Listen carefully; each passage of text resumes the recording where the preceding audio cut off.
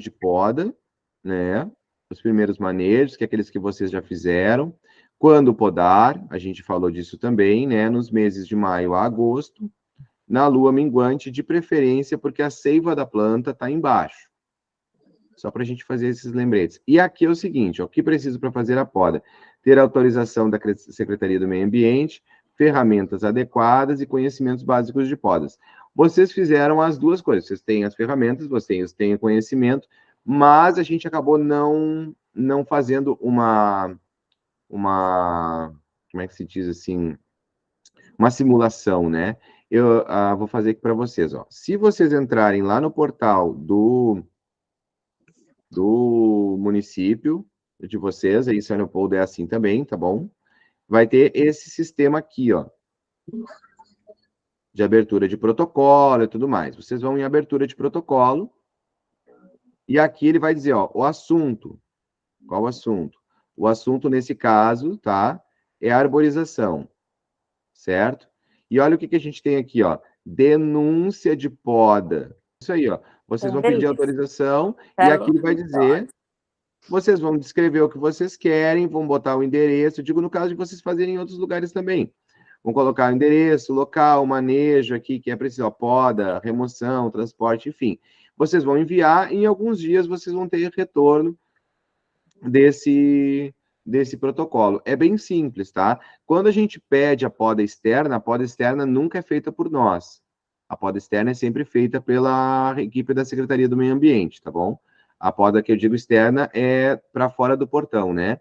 Ou é RGE, quando vai tocar nos fios, né?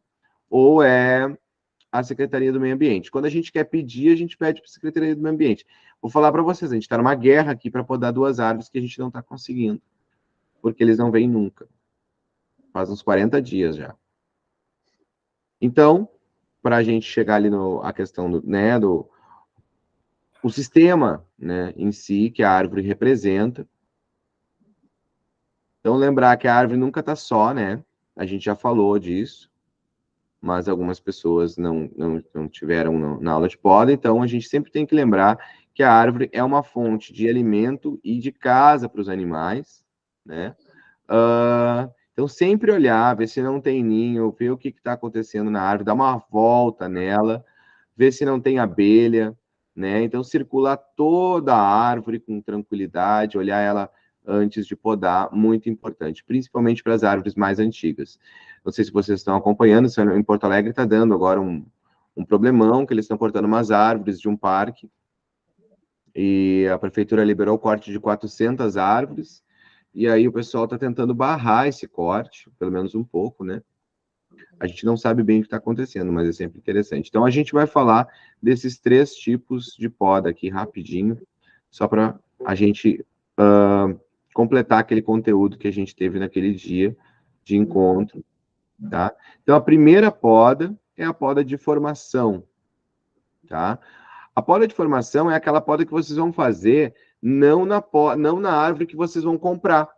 Se vocês comprarem uma muda, vocês não vão precisar fazer essa poda de formação. Só depois, um pouquinho, daí vai ser ela mais de condução do que de formação, tá?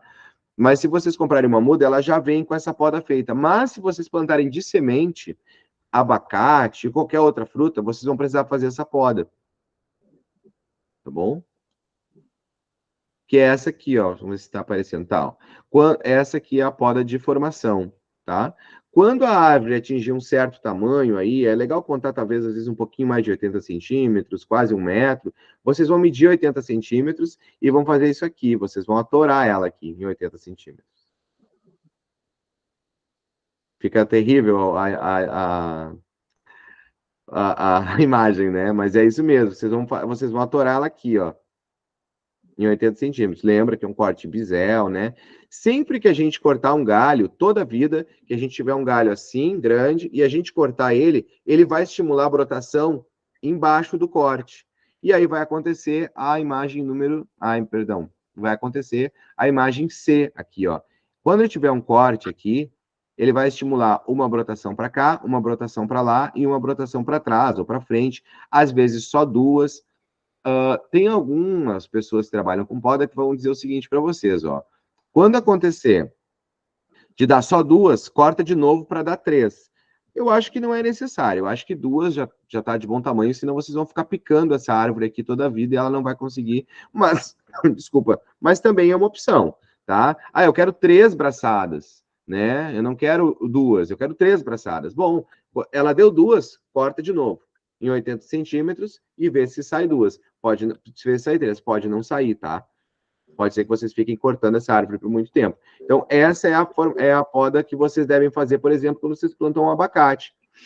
Quando vocês plantarem um abacate, isso acontecer, depois tem uma poda de condução que é feita, tá? Então ali seria deixar 80 e se só der 2 braços, deixar mais 80 os 2 braços, aí pode... Não, aí corta de novo no mesmo 80 de antes, deixa ela crescer um pouquinho, que ela vai crescer, né? Uhum. No momento que tu cortou aqui, por exemplo, esse tronco que tá aqui, ele vai dar os 2 brotos, mas ele vai continuar crescendo para cima. Aí tu pode deixar chegar em 80 e cortar de novo. Mas, como eu te falei, eu acho que não vale muito a pena. Vale a pena porque talvez saia 2 de novo. Uhum. Aí tu vai ter que cortar uma terceira vez, e assim tu vai picando a árvore, né? Então, de um modo geral, sai 3, quase sempre, tá? Uhum. Mas quando a gente compra, ela já vem. Vocês podem ver, se você comprar um pêssego lá, vai vir com 3 bracinhos. Se você comprar uma laranja, vai vir com 3 bracinhos. Não sempre. A gente comprou um limão Tahiti agora, há pouco tempo atrás, e ele veio com esse apical aqui. Não sei por que, se eles esqueceram de fazer, ele veio assim, ó. Daí a gente teve que botar lá e fazer esse corte nele. Então, nem sempre. Mas na maior parte das vezes, 90% das vezes, ele já vem com a poda apical, que é essa poda desse central aqui feito, tá? A outra poda, então, é a poda de manutenção, né? Que vocês também já fizeram. Realizar a poda de manutenção, estamos a eliminar as partes indesejáveis das fruteiras, tais como ramos secos, cepos, ramos frágeis, folhas secas, ramos doentes, né? Isso é uma poda. Se essa outra poda aqui é uma poda que vocês vão fazer uma vez só, e tem que ser feita, né? Essa vai depender da análise de vocês e não tem época, tá bom? A poda de manutenção pode ser feita, então, em qualquer época. Não importa. Só vocês não vão fazer isso num dia muito quente, senão vocês vão judiar muito da planta. Mas para recolher ramo seco, ramo frágil, folha seca, isso vocês podem tirar em qualquer momento. Não precisa ser só de maio a agosto, tá bom? Isso é bacana, né? De estar sempre olhando. Também tem a poda verde, que a gente não vai falar aqui, mas que a gente faz na uva. Vocês vão fazer depois aqui, essa poda aqui é legal ver ela também. A gente faz na uva, em pêssego também. Depois que já deu ali, que a gente já deu o ramo, ela tá verde, começou a vir os frutos, a gente começa a cortar ela em alguns pontos, para a gente ter só um central produzindo fruto e não ter aquele monte de galho tirando a energia da planta e produzindo frutos pequenos, tá?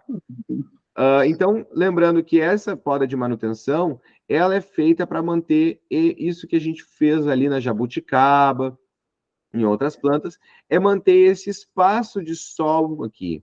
A luz dentro é muito importante, tanto para não fungar, quanto para ela não ficar produzindo muitos galhos, né, internos, como vocês mandaram ali na foto, aquela jabuticaba ali. Tem bastante galho naquela jabuticaba ainda que dá para tirar.